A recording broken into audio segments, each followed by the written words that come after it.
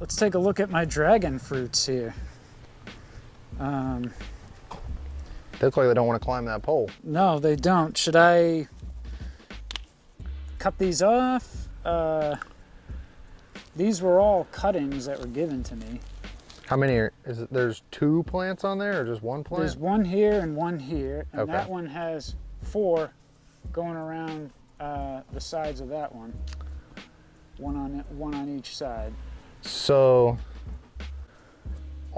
for the ones that aren't, you know, climbing up this, I would take them off. And for the ones that are, get some twine and tie them, because then they'll start to set root on it. But like these lower ones down here that are just going off to the side, cut them off, and then you can, you know, propagate more plants off of them. Also for this one over here, I think 4 around a 2x4 is probably too many. Okay. Typically you'd grow them on like a 4x4 because they want, like, you know, this whole 4-inch surface to grow up. Sure. And so these ones that are on the thin sides, I think are gonna struggle. Okay. But other than that, I mean, they look really good. You know, I'm sure they're enjoying the sandy soils out here. You know, they are cactuses. They like to dry out between waterings. Okay. So do they not like a lot of water? Or because it's in the sandy soil, they kind of... They don't ever want the soil to be, you know, overly saturated. Okay. They want well-draining soil that, you know, maybe they do get a lot of water, but that water doesn't ever really sit in the root system. It's passing through the root system, and then as it passes, they're collecting, you know, what they need from it. So, you know, I typically with, you know, most plants that aren't native and you're bringing into a new kind of environment, it's just good to monitor them. You know, keep an eye on them, see what the growth looks like, see if they're putting out new growth, and just, you know, let the plants tell you what's good and what they need.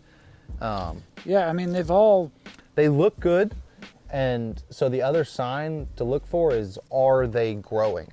So, you know, how much of this growth has been put on, you know, since the beginning of spring, or even, you know, since you planted them. Because if they're not growing, you know, they could still be healthy enough to survive, but they don't have enough, you know, nutritional material in the soil being provided to them to, you know, grow to larger states and still be healthy. So, I mean, that's a question, like, how long have they been like that? They've been in the ground since, I want to say like November or December. And this growth, I mean, this has been growing, like this one on this side here, like this whole top piece has grown from this bottom piece. This was just the only piece here, so all these side shoots. Well, I mean, that one there is like tripled in size. Well, then that's a great sign. Yeah. That means they're very happy with how they are. Okay. And, you know, these are the ones I would keep an eye on for, you know, having less nutrients, because there's more plants in this small area that are competing. And that may be why those are doing so much better. Okay. But they're not doing bad, so leave them be, let them grow. Okay. One thing with dragon fruit, once they start I need to get like a box up top. Right, because they'll set a flower once that cactus hangs over. So yeah, people will make like a box, like just 4 walls, and then they can hang over once they reach the top of that. A woman had a bunch of cuttings. I don't even know what this plant is here. But she had a bunch of stuff, the cranberry hibiscus, the dragon fruits, a turmeric which froze, and so they were sitting in a box for like a week, and I'm like, I got to do something with these. So I had these 2x4s here, so I just kind of I did what I needed to do to get them going. Thank you for watching Mike's in the Garden. To check out all of our clips and videos with our walk and talk with Sam Igo from Central Florida Abundance, click on the link in description below. We have a whole playlist.